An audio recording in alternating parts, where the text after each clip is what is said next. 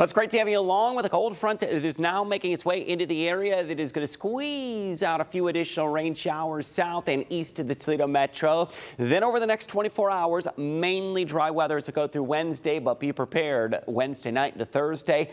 That's our next round of steadier rain. Now, we do have a few showers still to get through Findlay, south on 68, down into Hardin County, over toward Upper Sandusky, Forest, just south of Tiffin, and into Wyandotte and Crawford counties where the steadier rain is right now. But parts of Seneca County earlier this afternoon actually did have a severe thunderstorm warning. Around an inch of rainfall did fall just outside of Tiffin, up north on Route 53, back over toward Route 635 and State Route 18 back into Fostoria. It did get some heavier downpours and some heavier rain out toward the Sandusky Bay, Bayview down toward Castalia.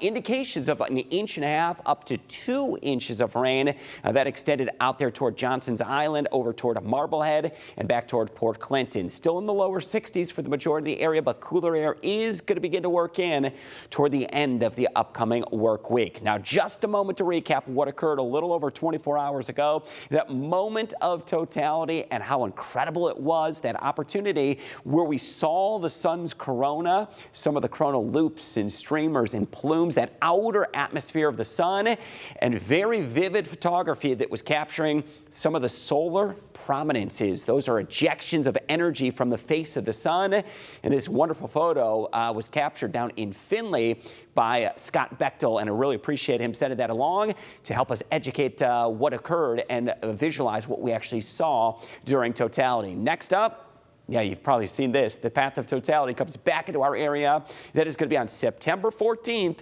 of 2099. That is 75 years away, the next time that we will see a total solar eclipse once again here at home. Next up, though, here's what's going to be headed toward us. Rain chances over Texas. That is the system that's really going to soak us as we get into the end of the work week. So the next 24 hours, mainly dry weather, especially as you wake up tomorrow morning, mixed clouds and peaks of sunshine.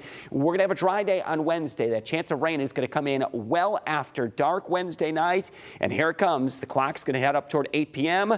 Steadier soaking rain comes in Wednesday night and into Thursday. Now, how much to expect? I anticipate many areas going to get an inch to an inch and a half of total rainfall, so that could aggravate some localized flooding concerns by the end of the work week. Mostly cloudy skies on Wednesday, right around 67 degrees. Highs into the 60s for Thursday. Then we take a plunge into Friday. Windy, wet, and cold weather. It is going to be a raw feeling April day on Friday. Very chilly and wet. 60s on Saturday. That's going to be much brighter and warmer, and the weekend gets even better into Sunday. Highs back into the low 70s. Should avoid most of those rain showers through the weekend. A few sprinkles late Sunday and next week. Several days staying right around 70 or warmer as we head into the middle of April.